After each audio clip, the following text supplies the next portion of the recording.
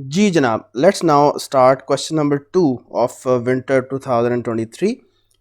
पढ़ते हैं जी। सबसे पहले रिक्वायरमेंट देखते हैं क्या कह रहा है। तो ये मेरा ख्याल है दो पार्ट्स में रिक्वायरमेंट्स डिस्ट्रीब्यूट हुई हुई है। एक पार्ट जो है वो 7 मार्क्स का है, part number A.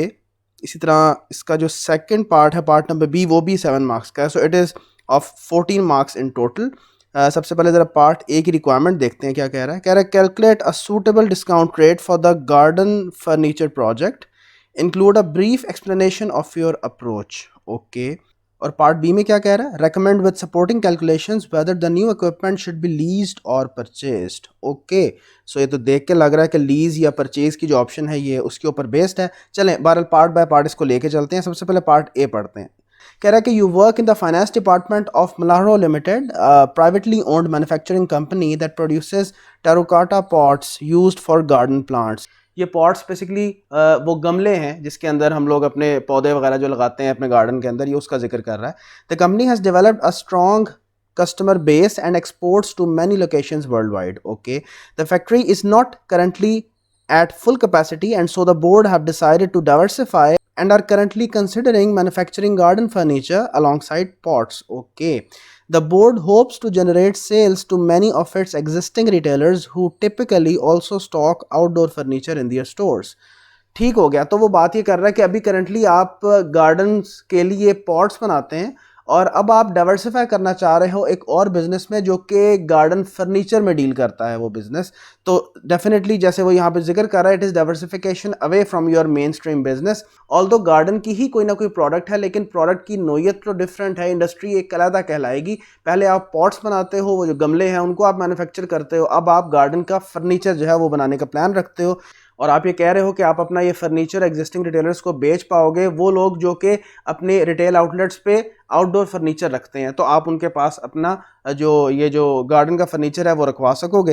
Historically Malaro has used a discount rate of 10% to appraise the investments. Okay. One of the directors questioned whether this would still be suitable for this new business, and you have been asked to calculate a suitable rate to appraise this new venture. Malaharo's current cost of capital reflects debt equity gearing ratio of 1:4. Okay. तो sir अभी तक आप अपनी investments को apprise करने के लिए 10% का डिस्काउंट रेट यूज़ करते आए हो। किसी डायरेक्टर ने क्वेश्चन किया है कि क्या इस बिज़नेस के लिए जो डिस्काउंट रेट यूज़ करेंगे क्या अब ये रेलेवेंट है या नहीं है। बहरहाल उसका ये कंसर्न है। और मजीद ये कह रहा है कि ये जो कंपनी का कॉस्ट ऑफ कैपिटल हमें नज़र आ रहा है ये गेयरिंग रेशियो ऑफ 1:4 की बेसिस पे बना हुआ है। ओके। मजीद क्या कहता है जी, कह रहा है कि you have identified a company FPK limited, FPK that manufactures garden furniture. ठीक है। FPK is listed on Pakistan stock exchange and has an equity beta of 1.5. FPK's debt equity gearing ratio is 1:2. Assume that capital structure of Malahro remains same after the investment in new venture. Corporate debt can be assumed to be risk-free. Corporate tax in Pakistan is 29% payable in the year of expense. Market information क्या है sir, risk free borrowing rate 7% है। Okay. तो देखिए कितने मज़ेदार term use किया है कि risk free rate of return भी है और ये बोरोइंग रेट भी है। और ये देखें यहाँ पे ये जो उसने टर्म यूज़ किया है कि corporate debt can be assume to be risk free. तो उमूमन ऐसी सिचुएशंस में जब ये स्टेटमेंट हो, मैंने क्लास में आपको बताया हुआ है कि अगर ऐसी सिचुएशन में कोई अलहदा से कंपनी का कॉस्ट ऑफ डेट उसने दिया हुआ है तो ठीक है हम उसको यूज़ कर लेते हैं, वरना जो रिस्क फ्री रेट है उसी को बोरोइंग रेट एज्यूम कर लिया जाता है। तो मैं अगर इस ओवरऑल सवाल को देखूं तो मुझे कहीं वैसे कंपनी का अलहदा से कोई कॉस्ट ऑफ डेट नज़र नहीं आ रही, कोई बोरोइंग रेट नज़र नहीं आ रहा। तो यहाँ पे मुझे risk free rate of return को ही बोरोइंग रेट लेना पड़ेगा। और देखें यहाँ पे उसने इस चीज़ के लिए एक इंडिकेशन भी दे दी कि जो risk free rate of return है उसका पूरा नाम वो क्या ले रहा है, किस तरह से ले रहा है, risk free borrowing rate, and that is 7%। बहरहाल सर ये रिस्क फ्री रेट है 7% का और average return of the Pakistan stock exchange that is 15%। और अब पढ़ते हैं requirement, it will be more relevant for you. क्या कह रहा है, calculate a suitable discount rate for the garden furniture project, include a brief explanation of your approach. तो sir ये एक ऐसी सिचुएशन है जिसमें आप करंटली पॉट्स मैन्युफैक्चर कर रहे हो और आप एक डिफरेंट इंडस्ट्री में डाइवर्सिफाई करने जा रहे हैं, और वो डिफरेंट इंडस्ट्री कौन सी है सर, फर्नीचर की इंडस्ट्री है। तो यू आर डाइवर्सिफाइंग अवे, तो उसूलन ये होना चाहिए कि आपको उस प्रोजेक्ट में इन्वेस्ट करने के लिए जिस डिस्काउंट रेट की ज़रूरत पड़ेगी, उसके कैश फ्लोज को डिस्काउंट करने के लिए जिस डिस्काउंट रेट की ज़रूरत पड़ेगी, that should be risk adjusted discount rate. आपको एसेट बीटा अपने पॉट्स की इंडस्ट्री का नहीं लेना, आपने बेसिकली फर्नीचर की इंडस्ट्री का एसेट बीटा लेना है और फिर उसको गेयर अप करें प्रोजेक्ट स्पेसिफिक गेयरिंग रेशियो से, यानी कि जिस गेयरिंग रेशियो से आप इस प्रोजेक्ट को फाइनेंस करने जा रहे हैं। लेकिन प्रोजेक्ट स्पेसिफिक गेयरिंग रेशियो का जवाब उसने एक स्टेटमेंट से मुझे दे दिया है। ये वो स्टेटमेंट है, कह रहा है assume that capital structure of Malaro remains same after the investment in new venture. यानी कि वो क्या कहना चाह रहा है कि जिस गेयरिंग रेशियो से हम इस प्रोजेक्ट को फाइनेंस करने जा रहे हैं वो वही गेयरिंग रेशियो है जो कि हमारी कंपनी की एग्जिस्टिंग गेयरिंग रेशियो है। कौन सी गेयरिंग रेशियो है सर? ये देखें 1:4। ठीक है, तो हम जिस गेयरिंग रेशियो से इस प्रोजेक्ट को फाइनेंस कर रहे हैं वो ऐसी है कि इसके नतीजे में हमारी एग्जिस्टिंग गेयरिंग रेशियो पे कोई फर्क नहीं पड़ेगा। So this project specific gearing ratio is actually the same as that of the company's existing gearing ratio. यानी कि ये जो फर्नीचर इंडस्ट्री का एसेट बीटा है, जब हम इसको उठाएंगे तो इसको गेयर अप किस गेयरिंग रेशियो में किया जाएगा? इस कंपनी की एग्जिस्टिंग गेयरिंग रेशियो में, जो कि प्रोजेक्ट स्पेसिफिक गेयरिंग रेशियो के बराबर है, यानी कि 1:4 की गेयरिंग रेशियो में। उससे बन जाएगा इक्विटी बीटा। उस इक्विटी बीटा से हम cost of equity sir calculate कर लेंगे, that will be risk adjusted cost of equity. उसके बाद definitely we will have to go for वैक because the company is geared. ठीक है सर, जब वैक कैलकुलेट करने आएंगे तो कॉस्ट ऑफ इक्विटी आ गई, ये जो गेयरिंग रेशियो है यही यूज की जाएगी 1:4 की। तो मार्केट वैल्यू ऑफ डेट और इक्विटी का मसला हल, cost of equity risk adjusted calculated, cost of debt क्या यूज किया जाएगा? Post tax cost of debt लेना है, और यहां पे इस सिचुएशन में हम risk free rate of return को ही कॉस्ट ऑफ डेट मान लेंगे, इसी को ही पोस्ट टैक्स कर लेंगे। लेकिन एक और नुकता यहां पे इंपॉर्टेंट है, हमें चाहिए टारगेट इंडस्ट्री का एसेट बीटा। टारगेट इंडस्ट्री कौन सी है सर? फर्नीचर की। उसका asset beta straight away available नहीं है, उसने प्रॉक्सी कंपनी दी हुई है एफपीके, यानी कि एक उसी इंडस्ट्री से ही एक कंपनी दी हुई है एफपीके। हम उसके इक्विटी बीटा को पहले अनगियर करके एसेट बीटा बनाएंगे, ऐसा ही है ना सर? सो हमारा इक्वेशन यूज करते हुए the first step that I have to take is to convert the equity beta of FPK into asset beta using the gearing ratio of 1:2। यहां से आएगा फर्नीचर इंडस्ट्री का एसेट बीटा। उस asset beta को मैं उठाऊंगा और अपनी गेयरिंग रेशियो में रीगेयर कर लूंगा मलाहरों की, जो कि 1:4 है। इससे मेरे पास इक्विटी बीटा आएगा, उससे केई कैलकुलेट होगा। सो आई थिंक सो ये एक ऐसा सवाल है जो कि हम, मेरा ख्याल है, बेसिक इलस्ट्रेशन लेवल पे क्लास में ऐसे बेशुमार क्वेश्चंस करते हैं। सो मेरे नज़दीक this is one of the core reasons कि मैं इस सवाल को पहला सवाल कंसिडर करता अगर मैं इस अटेम्प्ट में बैठा होता, इवन एज अ स्टूडेंट भी। ठीक है सर, सो क्वेश्चन 2 का पार्ट ए ये तो हलवा सवाल है बिल्कुल। ठीक है sir, so without wasting any time let's start solving this question. Start हम करेंगे यहाँ से कि जो एफपीके है उसकी जो इक्विटी बीटा है उसको एसेट बीटा में कन्वर्ट करना होगा यूजिंग इट्स गेयरिंग रेशियो। तो आए चलते हैं जी सॉल्यूशन एरिया की तरफ। ये एक्सेल शीट पे मैंने दो फार्मूलाज प्लेस किए हुए हैं क्योंकि इन्होंने इस्तेमाल होना है, हमारा इक्वेशन और हमारा कैपम का मॉडल। तो सर शुरू यहाँ से करते हैं कि अनगेयर करेंगे हम, अनगेयरिंग इक्विटी बीटा ऑफ एफपीके, यही नाम है ना इसका? हाँ जी, एफपीके। ठीक है जी, तो सर इक्विटी बीटा उसने हमें सवाल में दिया हुआ है and that is how much? 1.5 है और गेयरिंग रेशियो 1:2 है, यानी इक्विटी 2 और डेट 1। 1.5 इक्विटी 2 यानी 2/2 प्लस 1। टैक्स रेट चूंकि 29% है तो ये बन जाएगा 0.71। That's it. तो सर मैं ज़रा इसको सॉल्व कर लेता हूँ ज़रा साइड पे, फिर हम इसकी वैल्यू यहाँ प्लेस कर लेते हैं। Sir 0.71 plus 2 value into 1.5, so the value is 1.107। जी जनाब, अब एसेट बीटा मेरे पास टारगेट इंडस्ट्री का आ चुका है जो कि फर्नीचर का है। अब मैं इसको रीगेयर करूंगा मलाहरों के अपने गेयरिंग रेशियो में और इसको इक्विटी बीटा बनाऊंगा। तो हम कहेंगे रीगेयरिंग एसेट बीटा यूजिंग मलाहरोज गेयरिंग रेशियो, ताकि हम इससे क्या बना सकें सर? इससे हम बना सकें इक्विटी बीटा। इसी हमारे इक्वेशन को यूज़ करूंगा और अब मेरे पास एसेट बीटा सर अवेलेबल है 1.107 है, इक्विटी बीटा मैंने फाइंड आउट करना है और मलाहरों की जो गेयरिंग रेशियो है that is how much sir? 1:4, यानी कि इक्विटी 4 है तो 4/4 प्लस 1 इंटू 1 माइनस टी की जगह हम करेंगे 0.71। तो मैं ज़रा अगेन इसको कैलकुलेट कर लूँ साइड पे, फिर मेरे पास आ जाएगा सर इक्विटी बीटा। फिर हम यहाँ पे उस इक्विटी बीटा की वैल्यू प्लेस कर लेंगे। So let me solve first of all. Plus 4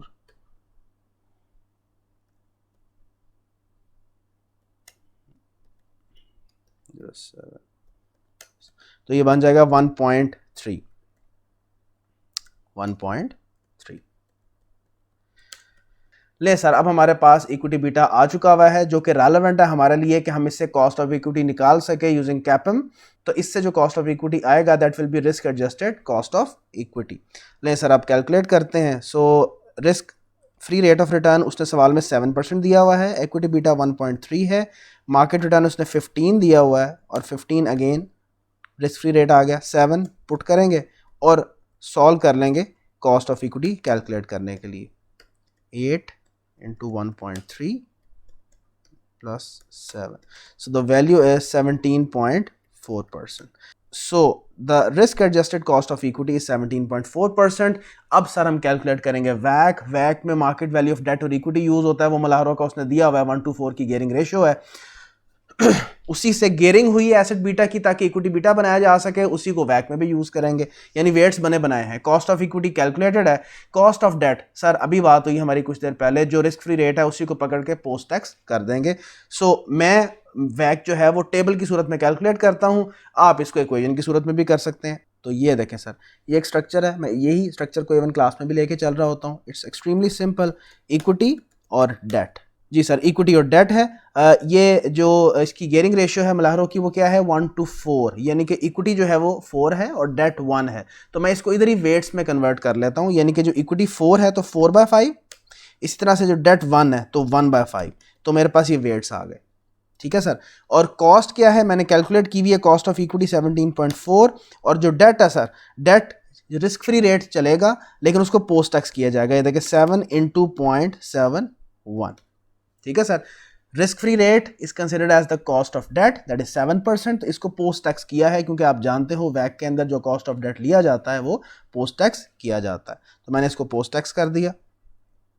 So the value is 7 into 0.71, so it is 4.97। तो ये मैं इवन आपको क्लास में भी कहता था कि ये फॉर्मेट जब आप यूज़ कर रहे होते हो तो आप वेट्स जो हैं उनको पॉइंट्स में लिया करें और जो कॉस्ट है उसको परसेंटेज में लिया करें। जब आप इससे मल्टीप्लिकेशन करते हो तो आपको बस ऐड ही करना पड़ेगा, स्ट्रेट अवे आपके पास वैक आ जाएगा। जैसे मैं अगर इक्विटी के केस में देखूँ तो 0.8 into 17.4 और फिर डेट के लिए 0.2 into 4.97। तो मेरे पास ये सारी वैल्यू आ चुकी हैं। अब मैं इनको ऐड कर लेता हूँ दोनों को, तो मेरे पास वैक आ जाएगा। सो द वैक इज 14.9%, ठीक है सर। ये है suitable discount rate, that is technically the risk adjusted वैक that will be used to appraise this given investment, जो कि हमारा गार्डन फर्नीचर का प्रोजेक्ट है और यही उसने रिक्वायर किया हुआ था sir. So this is that WACC, we have solved the requirement. और साथ आप जब इस कैलकुलेशन को परफॉर्म कर चुके हो तो फिर आप उसको बताओ कि since this investment was diversification away from our mainstream business, so that's why it was required कि we should calculate what the risk adjusted discount rate, एक ऐसा डिस्काउंट रेट यूज किया जाए जो कि टारगेट इंडस्ट्री के रिस्क को reflect करे और हमारे इस प्रोजेक्ट की जो गेयरिंग रिस्क है उसको रिप्रेजेंट कर रहा हो, जो कि इस प्रोजेक्ट की गेयरिंग रिस्क वही है जो कि हमारे कंपनी की एग्जिस्टिंग गेयरिंग रिस्क है। So technically what should we do, we should use the asset beta of the target industry after its equity beta is ungeared. ये भी आप मेंशन कर सकते हो क्योंकि एफपीके का आप इक्विटी बीटा यूज कर रहे हो। Therefore, the asset beta of the target industry should be used, and that should be geared using the investing company's gearing ratio to compute the equity beta, and that equity beta should be used to compute risk-adjusted cost of equity for the final computation of the suitable discount rate for this project. So, ये आप सारी चीजें आप अपनी approach को ऐसी explain करोगे ना, क्या ख्याल है? जैसे मैंने सारे का सारा तो आपको बताया, इसके अलावा डिस्कशन भी हमारी हो गई during calculation, before the calculation even, so that will be enough कि आप उसको इस तरह से एलैबोरेट कर दो, that will be more than enough for you. ठीक है sir. So let's now move to part number B. देखते हैं जी क्या कह रहा है पार्ट नंबर बी में। कह रहा है if the board does proceed with this new venture there will be a significant investment in some new equipment. Okay, तो अगर आप इस नए वेंचर में जाओगे तो आपको एक सिग्निफिकेंट इन्वेस्टमेंट किसी न्यू इक्विपमेंट में करनी पड़ेगी। Manufacturer of the equipment has offered मल्हारो द ऑप्शन टू लीज और परचेज द इक्विपमेंट आउटराइट।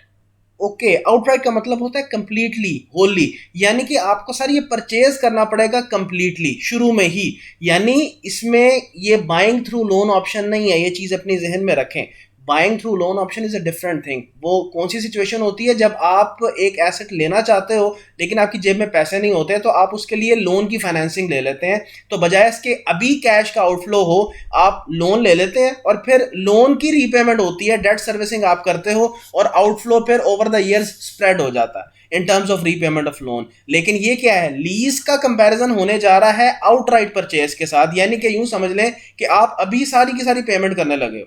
आप याद करें जब मैंने आपको फाइनेंसिंग अप्रेजल कवर करवाया था तो मैंने कमोबेश कोई 4 सिचुएशंस तुम्हारे सामने रखी थी। मैंने कहा था एग्जामिनर मल्टीपल ऑप्शंस तुम्हारे सामने रख सकता है। हो सकता है वो तुम्हें कहे कि भाई मेरे जेब में फंड्स हैं, मैं आउटराइट परचेज कर सकता हूं, और मैंने इसके ऊपर इवन पास में सवाल भी करवाया था तुम्हें कि आउटराइट परचेज भी कर सकते हैं, हमारी जेब में पैसे हैं, हम अभी पेमेंट कर दें।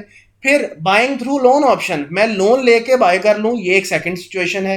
एक क्या है, फाइनेंस लीज की तरफ चले जाएं। एक क्या है, रेंट के तौर पे एक एसेट को ले लें। आप इसको कह सकते हैं it can be considered as an operational lease, ठीक है, एक rental model, simple rental model.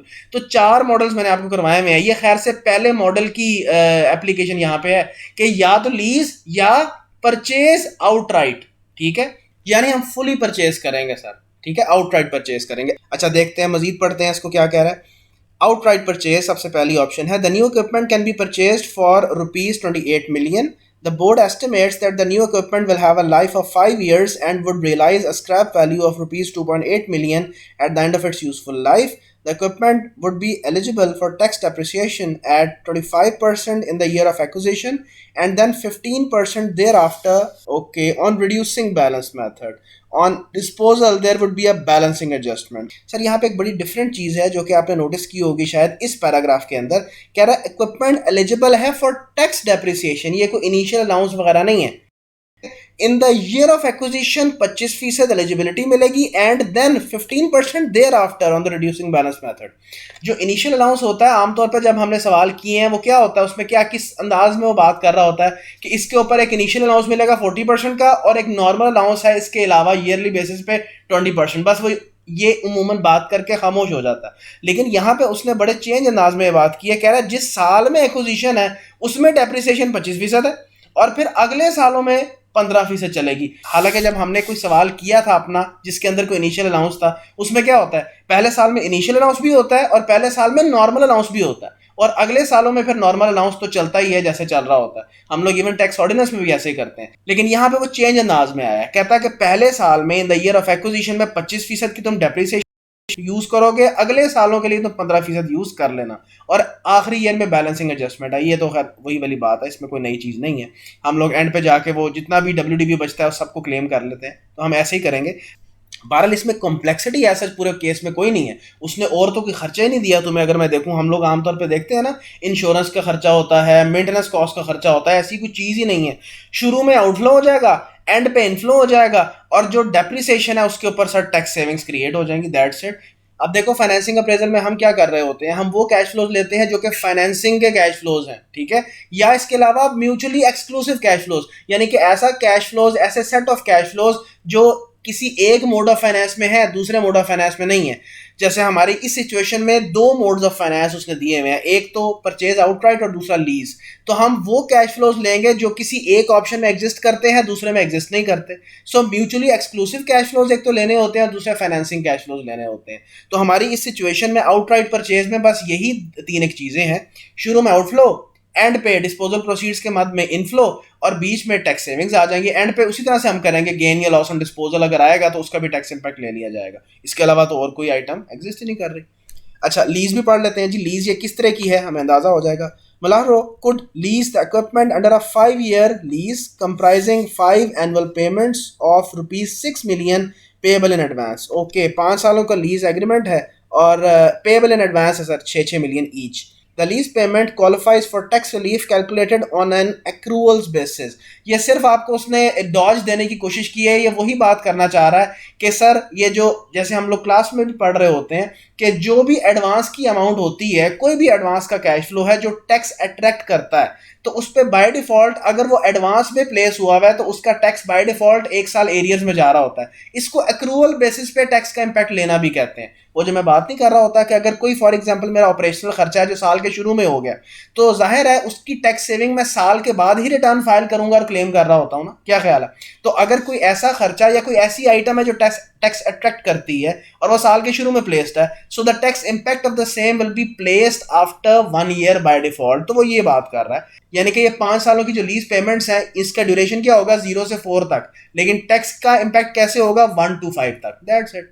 सो ये तो एनुटी कैश फ्लो था सीधे सीधे, ठीक है सर, लीज वाले भी और टैक्स के इंपैक्ट वाले भी। तो सर ये तो सादी ऑपरेशनल लीज आप इसको कह सकते हो। कोई आपको कहीं कोई इंडिकेशन नहीं है कि एसेट की ओनरशिप ट्रांसफर हो रही है, कोई बार्गेन परचेज ऑप्शन एग्जिस्ट करता हो, तो फाइनेंस लीज वाली कोई इसमें खसलत शामिल नहीं है। ये तो एक सिंपल लीज है, सादी सी, आप इसको रेंटल मॉडल कह सकते हैं। और अब आखिरी पॉइंट जो कि डिस्कस करने वाला है, और वो क्या है सर, डिस्काउंट रेट का। आपके साथ बड़ी डिटेल में बात हुई है कि फाइनेंसिंग अप्रेजल में हम जो डिस्काउंट रेट यूज करते हैं वो दो पॉसिबल रेट्स हैं, या पोस्ट टैक्स बोरोइंग रेट या कंपनी का वैक। पोस्ट टैक्स बोरोइंग रेट अगर तो ये होता ना बाइंग थ्रू लोन ऑप्शन, तो जाहिर है लोन का उसने इंटरेस्ट रेट देना था मुझे, तो मैं उसको पकड़ के आफ्टर टैक्स कर देता, लेकिन यहाँ पे चूंकि वो नहीं है, हाँ लेकिन मेरे पास कंपनी का अपना एक बोरोइंग रेट है जो कि रिस्क फ्री रेट के बराबर है इस सवाल की हद तक, जैसे मैंने पार्ट ए में उसी को लिया है ना। तो ये 7% जो है इसी को बोरोइंग रेट मान के हम इसको पोस्ट टैक्स करके डिस्काउंटिंग इससे कर सकते हैं, कोई हर्ज नहीं है। और दूसरा डिस्काउंट रेट क्या यूज हो सकता है सर, कंपनी का वैक। अब इंटरेस्टिंगली ये जो तुम नया इक्विपमेंट खरीद रहे हो, ये एक नए वेंचर के लिए खरीद रहे हो, ये नया वेंचर डाइवर्सिफिकेशन अवे है फ्रॉम योर एग्जिस्टिंग वेंचर। तो ये जो अभी तुम वैक कैलकुलेट करके आए हो पार्ट ए के अंदर, सर ये हाईली रेलेवेंट वैक है, क्योंकि इसके अंदर जो एसेट बीटा है वो टारगेट इंडस्ट्री का है, तुमने रिस्क एडजस्टमेंट की है, बिजनेस रिस्क की एडजस्टमेंट की है, फिर इसको कंपनी के गियरिंग रेशियो में रीगियर करके इक्विटी बीटा बनाया, उससे कई कैलकुलेट किया और फिर वैक कैलकुलेट हुआ आपका। सो योर वैक is very much relevant for the financing appraisal as well. Class में मैंने इसकी प्रॉपर डिस्कशन की हुई है, याद करें, और मैंने वहां पे फैसला आपसे ये करवाया था कि हम भी वैक ही यूज करेंगे। रीजंस 3 बताई थी आपको। एक रीजन ये कि स्टैंडर्डाइजेशन इंश्योर हो जाती है, जो वैक के प्रोपोनेंट्स हैं उसके हामी हैं, वो ये कहते हैं पहली बात कि इससे स्टैंडर्डाइजेशन इंश्योर हो जाती है कि कंपनी इन्वेस्टमेंट अप्रेजल भी उसी वैक से करे और फाइनेंसिंग अप्रेजल भी उसी वैक से करे। दूसरी रीजन क्या है कि आई कैप के अगर आप पास पेपर्स देखें तो ज्यादातर सोल्यूशन में आई कैप ने वैक ही यूज किया है, तो हम भी करेंगे। तीसरी रीजन ये थी कि ये जो वैक के प्रोपोनेंट्स हैं वो ये कहते हैं कि अगर हम post tax borrowing rate use करके फाइनेंसिंग कैश फ्लोज को डिस्काउंट करेंगे तो हम प्रिंसिपल अमाउंट पे ही आके खड़े हो जाएंगे। ये वैसे जो तीसरा आर्गुमेंट है ये तब ज्यादा रेलेवेंट होता है जब हम बाइंग थ्रू लोन ऑप्शन की तरफ जाएं। यहाँ पे तो हम बाइंग थ्रू लोन ऑप्शन पे जा ही नहीं रहे ना, यहाँ पे तो या तो परचेज आउटराइट है या लीज है, ठीक है। तो ये जो तीसरा आर्गुमेंट है ये आमतौर पे तब प्रेजेंट किया जाता है जब बाइंग थ्रू लोन ऑप्शन की बात कर रहे हो। तो जब बाइंग थ्रू लोन ऑप्शन होता है तो हमारे जो फाइनेंसिंग कैश फ्लोज है वो कौन से होते हैं, repayment of principal and interest. मैंने पूरी एग्जांपल से इसको समझाया हुआ क्लास में कि जब मैंने लोन लिया in order to buy an asset, तो जब मैं उसकी फाइनेंसिंग कैश फ्लोज मतलब repayment of principal and payment of interest उसको पोस्ट टैक्स बोरिंग रेट से डिस्काउंट करूंगा तो मैं वापस प्रिंसिपल अमाउंट पे आके खड़ा हो जाऊंगा। तो सवाल ये पैदा होता है सर डिस्काउंटिंग का फायदा क्या था कि अगर उसने वापस आपको प्रिंसिपल अमाउंट ही ला के दे देनी है तो सर वैक ही यूज किया जाए। तो ये 3 आर्गुमेंट्स होते हैं। बहरहाल हम सर वैक यूज करेंगे। नंबर 1, आपके एग्जामिनर ने इस सवाल में post tax borrowing rate use किया हुआ है, यानी कि 7% ये जो आपको नजर आ रहा है बोरिंग रेट, इसको उसने आफ्टर टैक्स करके तकरीबन ये 4.9 समथिंग 5% मेरा ख्याल बनता है, तो उसने उसको यूज किया हुआ है। सर हम वैक ही यूज करेंगे based on the arguments that I have just given, और मैंने क्लास में भी इनको डिटेल में डिस्कस किया हुआ है। So it is perfectly okay कि आप उस वैक को यूज कर लें जो कि पार्ट ए में आपने यूज किया हुआ है। सो सर हम इन डिस्कशंस की बेस पे अब अपनी कैलकुलेशंस परफॉर्म करते हैं। आए जी पार्ट नंबर बी। तो लें सर सबसे पहले परचेज आउटराइट पे आते हैं। परचेज आउटराइट, तो इसका भी 5 इयर्स का ही होराइजन है। ये देखें इक्विपमेंट की उसने यूजफुल लाइफ 5 इयर्स दी हुई है, तो हम भी 5 इयर्स का होराइजन प्लॉट करते हैं, ठीक है सर। 0 1 2 3 4 5 चलें। और यहाँ पे लाइन आइटम्स क्या होंगी, बड़ी सिंपल है। देखो टैक्स सेविंग ऑन डेप्रिसिएशन, ये हम ज़ाहिर है वर्किंग 1 से कैलकुलेट कर रहे होंगे। इसके अलावा क्या है, कैपिटल कॉस्ट है और साथ ही डिस्पोजल वैल्यू भी है, और यहाँ से हम नेट कैश फ्लोज कैलकुलेट कर लेंगे। इसमें तो इतनी कॉम्प्लेक्सिटी है ही नहीं। रुपीस लिख देते हैं हर के आगे सर जनाब। नेट कैश फ्लोज आ गए। डिस्काउंट फैक्टर सर हम यहाँ पे वैक ही यूज़ करेंगे, वो बनता है जी 14.9%। आप चलें इसको 15 भी कर सकते हैं, कोई हर्ज नहीं है। फिर आ जाएगी हमारी प्रेजेंट वैल्यू, दैट्स इट। तो कुछ कॉम्प्लेक्स इसमें ऐसा नहीं है। टैक्स सेविंग ऑन डेप्रिसिएशन वो हम कैलकुलेट कर लेते हैं। आ जाए जी let's go for working number 1। Capital cost यहाँ पे just for the sake of reference हम लिख लेते हैं, capital cost is equal to ₹28 million है। ये देखें जी 28 मिलियन है हमारे पास यहाँ पे ये, ठीक है जी। और अब डेप्रिसिएशन के लिए स्केड्यूल तैयार कर लेते हैं। ये डेप्रिसिएशन स्लैश, अब मुझे नहीं पता आखिर में लॉस होगा या गेन होगा, ये तो हम सॉल्व करेंगे तो हमें अंदाज़ा होगा, तो मैं जगह छोड़ देता हूँ। फिर आ जाएगी सर टैक्स सेविंग और फिर एंड पे WDV, दैट्स इट। और ये आइटम्स जो हैं वो रुपीज़ में हैं।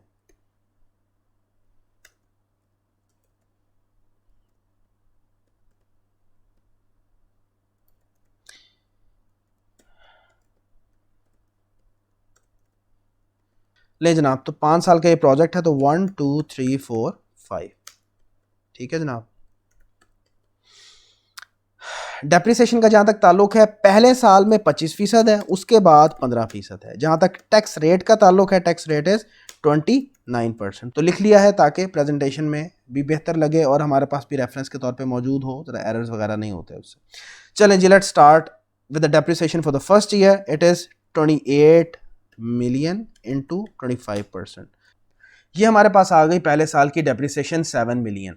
अब इंटरेस्टिंगली, जैसे हमने क्लास में सीखा होता है कि पहले साल की डेप्रिसिएशन जब आ जाए तो अगले साल की डेप्रिसिएशन कैसे निकालते हैं, पिछले साल की depreciation into 1 minus depreciation rate. लेकिन हमने जितने भी एग्जांपल्स किए हैं उसमें ऐसे होता था कि हर साल रेट सेम ही होता था।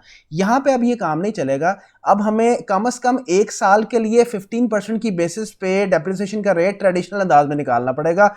यानी कि मैं क्या करूंगा दूसरे साल के लिए कि मैं कॉस्ट को पकड़ूंगा, उसमें पहले साल की डेप्रिसिएशन माइनस करूंगा और उसके ऊपर 15% का रेट लगाऊंगा। कम से कम मुझे एक साल की डेप्रिसिएशन की वैल्यू चाहिए 15% की बेसिस पे। अगर पहले साल में भी डेप्रिसिएशन 15% पे होती तो मैंने उसको पकड़ के 0.85 से मल्टीप्लाई कर देना था, लेकिन यहाँ पे ऐसा पॉसिबल नहीं है। देखिए मैं आपको प्रूफ भी करके दिखा देता हूँ। इज इक्वल टू, अगर मैं पहले साल की वैल्यू को पकड़ूं इनटू 0.85 कर दूं, क्योंकि 15% डेप्रिसिएशन है तो 0.85 से ही मल्टीप्लाई होगा ना। वैल्यू क्या आ गई 5.95 मिलियन। लेकिन इसके मुकाबले में जो ट्रेडिशनल मेथड होता है, कैसे कॉस्ट पकड़ें 28 मिलियन माइनस पहले साल की डेप्रिसिएशन की, ये WDV आ गई, फिर इस पे 15% किया, तो ये देखें ये तो 3.15 मिलियन है। ये करेक्ट है, इस तरह ही करना पड़ेगा। अब आपके पास देखें सेकंड ईयर में 15% की बेस पे डेप्रिसिएशन निकल आई। अब अगले साल में आप यही करो कि दूसरे साल की डेप्रिसिएशन को पकड़ो और इनटू 0.85 कर दो। लाइकवाइज इसी तरह से हम ईयर 4 में भी ऐसे ही करेंगे, पिछले साल की वैल्यू इनटू 0.85 लें सर। तो ये काम हम सेकंड लास्ट ईयर तक करते हैं, जो कि हमने कर दिया है। और अब हम एंड पे जाके देखेंगे क्या सर कि WDV कितनी है। सर मैं 28 मिलियन में से माइनस करूंगा एक्यूमुलेटेड डेप्रिसिएशन, सारी डेप्रिसिएशन को मैं माइनस कर रहा हूं मिला के, तो मेरे पास WDV कैलकुलेट हो गई है। ठीक है सर, अब देख लेते हैं लॉस है या गेन ऑन डिस्पोजल है। सर डिस्पोजल वैल्यू तो बड़ी थोड़ी है हमारे पास, ये देखें 2.8 मिलियन और WDV ज़्यादा है, so there is the loss on disposal. यहाँ कैलकुलेट कर लेते हैं, loss on disposal is equal to WDV minus disposal proceeds. Sir WDV हमारे पास ये यहाँ से हम उठा लेते हैं इसको जी,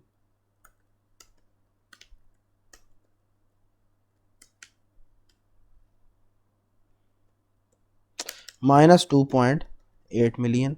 इसको भी हम सेपरेटर्स में लिख लेते हैं ऐसे। और अब सर हम कैलकुलेट कर लेते हैं कि लॉस बन कितना रहा है। ये वैल्यू माइनस 2.8 मिलियन, तो सर ये हमारे पास आ गई वैल्यू।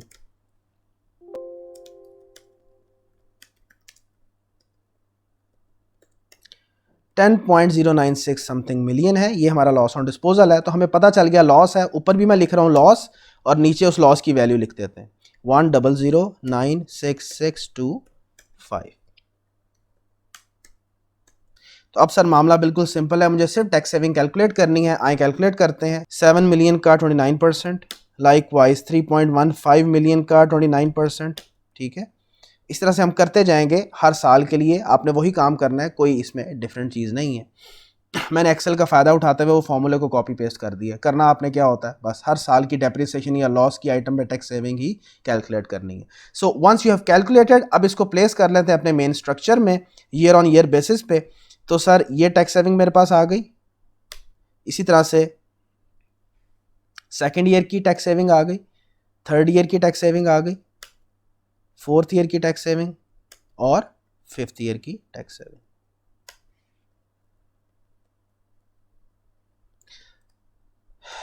ले जनाब, let us now compute the net cash flows. ले जनाब, अब प्लेस करते हैं कैपिटल कॉस्ट और डिस्पोजल वैल्यू। कैपिटल कॉस्ट है सर 28 मिलियन और एंड पे 2.8 मिलियन की रिकवरी है। दैट्स इट, यही हमारे कैश फ्लोज हैं। अब मैं इसको क्लोज करके नेट कैश फ्लोज कैलकुलेट कर लेता हूँ। तो ये देखें हमारे पास कैलकुलेट हो गए हैं net cash flow. Simple addition का ही मामला है, तो ईयर 5 की ही कैलकुलेशन कुछ होगी, बाकी तो ऐसा कैलकुलेशन है ही नहीं, वैल्यूज़ कैरी डाउन ही हो गई हैं।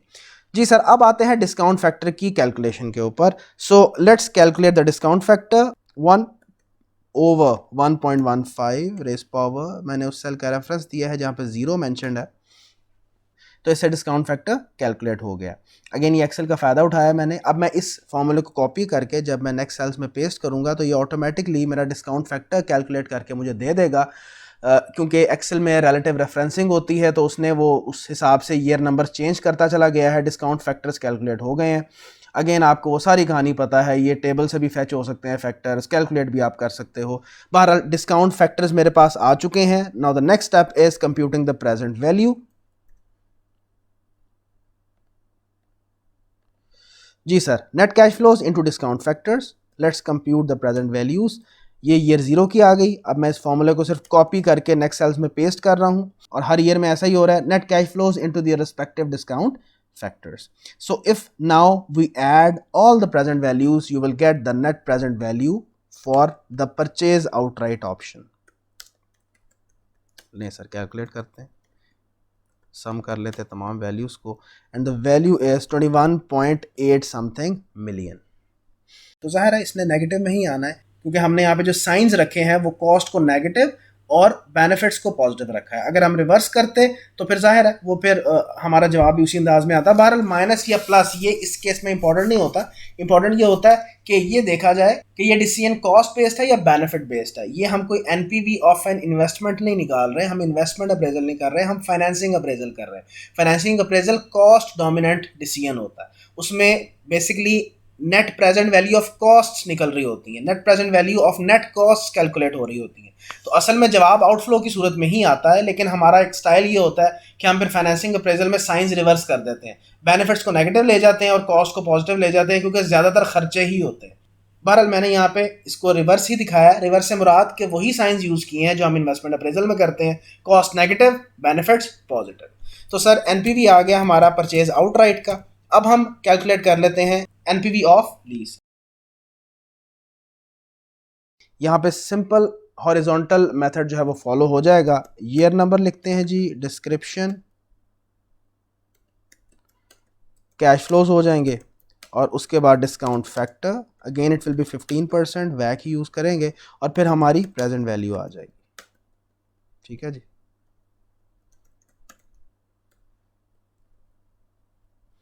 जनाब सबसे पहले यहाँ पे लीज रेंटल, और उसके बाद tax saving on lease rentals. Lease rentals की टाइमिंग क्या होगी? 0 से 4, और जो टैक्स सेविंग है उसकी टाइमिंग क्या होगी सर? 1 to 5। ठीक है सर। लीज रेंटल की अमाउंट क्या है यहां से देख लेते हैं, 6 मिलियन। तो सर लीज रेंटल चूंकि कॉस्ट है, कॉस्ट को मैं यहाँ पे नेगेटिव ही ले रहा हूँ, तो 6 मिलियन। ठीक है जी। और tax saving on the lease rentals, sir it's very simple, tax saving benefit है तो उसको पॉजिटिव लेंगे। 6 मिलियन का 29%, तो द वैल्यू इज 1.74 मिलियन। ले सर अब इनके एनविटी फैक्टर्स कैलकुलेट कर लेते हैं। एनविटी फैक्टर्स ही है ना, तो वो हमें कैलकुलेट करने पड़ेंगे। हम कैलकुलेट भी कर सकते हैं, हम टेबल से भी फैच कर सकते हैं, आपको दोनों मेथड्स आते हैं। मैं डिस्काउंट फैक्टर्स जो है वो टेबल से आइडेंटिफाई कर लेता हूँ। सबसे पहले हम इसकी बात करते हैं, tax saving on the lease rentals. Simple है, 15% और 5 ईयर्स, यहाँ से ट्रेस कर लेते हैं। ये देखें 15% और 5 ईयर्स। ले सर 3.352 यहाँ प्लेस करते हैं, 3.352। ओके, अब जहां तक इसका ताल्लुक है, ये है एन्युटी ड्यू, ठीक है जी। यानी यहाँ पे एन क्या यूज होगा, एन तो वही है, प्रोजेक्ट की लाइफ 5 साल है, लेकिन एक माइनस हो जाएगा उसमें से, क्योंकि एक कैश फ्लो एन्युटी का पहला वाला ऐसा है जो कि टाइमलाइन में 0 पे प्लेस्ड है, उसके लिए अलग से डिस्काउंट फैक्टर हम यूज करेंगे 1 का, ठीक है सर। तो टेबल से जो वैल्यू फेच करेंगे एन्युटी फैक्टर की, दैट विल बी 15% एंड 4, उसमें एक ऐड कर देंगे, ठीक है।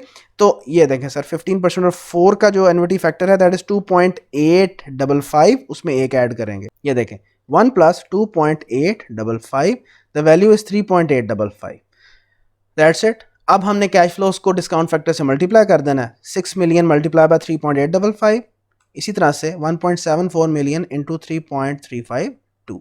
So if you add both of these values, you will get net present value of lease option।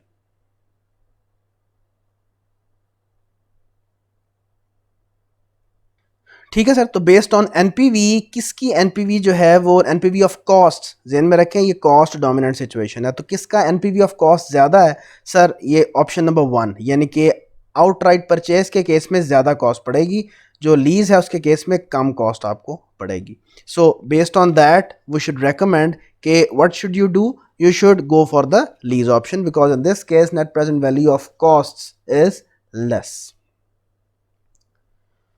तो ज़हन में रखें यहाँ पे अगर आप एग्जामिनर का सोल्यूशन जाके देखोगे ना, उसने चूंकि डिस्काउंट रेट यहाँ पे यूज़ किया हुआ है जो बोरोइंग रेट है उसको आफ्टर टैक्स करके 5% बना के, तो इंटरेस्टिंगली उसका जो जवाब है ना, चाहे आप net present value of outright purchase निकालो या net present value of lease option निकालो, कमोबेश बराबर ही है। इसलिए उसने उसका कंक्लूजन डिफरेंट दिया हुआ है। यहाँ पे आपका अच्छा खासा डिफरेंस है दोनों के अंदर, क्योंकि डिस्काउंट रेट इज डिफरेंट। तो ज़हन में रखें, आपने बिल्कुल परेशान नहीं होना, आप जो मर्जी डिस्काउंट रेट ले सकते हो। You will be evaluated based on the conclusion that you have given in the scenario of the examination. Paper में जो आपकी वैल्यू कंप्यूट हो रही है, आपने तो उस बेस पे कंक्लूजन देना है और आपको उसी बेस पे ही इवैल्यूएट किया जाएगा। तो मैं अगर इस डिस्काउंट रेट के जरिए से कैलकुलेशन करूं नेट प्रेजेंट वैल्यू की, so there is a difference between both of these net present values, I can easily decide कि we should go for which option. तो चूंकि एग्जामिनर ने उस डिस्काउंट रेट से लेके जब नेट प्रेजेंट वैल्यूएशन की है, तो दोनों ऑप्शंस का present value of the cost कमोबेश बराबर ही है। तो इसलिए उसने आगे से 2-3 लाइनों में डिबेट भी कर दी है कि अब ऑर्गेनाइजेशन रियलिस्टिकली अगर हम देखें तो वो कमोबेश किसी भी एक ऑप्शन को सिलेक्ट कर सकती है, उसमें वो कुछ और कंसिडरेशंस भी देखेगी, कुछ अदर फैक्टर्स भी देखेगी। जैसे हो सकता है कि जब हम ये जो परचेज अपराइट ऑप्शन को देखें, तो उसमें 5वें साल के एंड पे आपको बायर ढूंढना पड़ सकता है कि जिसको आप ये एसेट बेचोगे जाके। आपने एस्टिमेट किया है ना कि 2.8 मिलियन जो है उसका ये बिकेगा। तो परचेज आउटराइट के केस में आपको ये वाली टेंशन भी होगी, लीज ऑप्शन के केस में ये वाली सरदर्द आपको लेनी नहीं पड़ेगी। तो उसमें ये इसने कुछ एक आध फैक्टर डिस्कस किया है, क्योंकि उसकी मजबूरी थी, उसका फाइनल जो आंसर था वो इस नोयत का था कि बराबर था। तो जाहिर है उसमें उसने एक आध अदर फैक्टर भी डिस्कस किया हुआ है। तो आपको जरूरत नहीं थी, आपके लिए इतनी कैलकुलेशन ही काफ़ी है अगर आप इस डिस्काउंट फैक्टर से आंसर निकाल लेते हो। तो कंक्लूजन जरूर दीजिएगा, मैं हमेशा कहता हूँ उसका आधा या 1 नंबर होता है। ठीक है सर, तो please take the screenshot if you want, मैं शुरू से दिखा देता हूँ।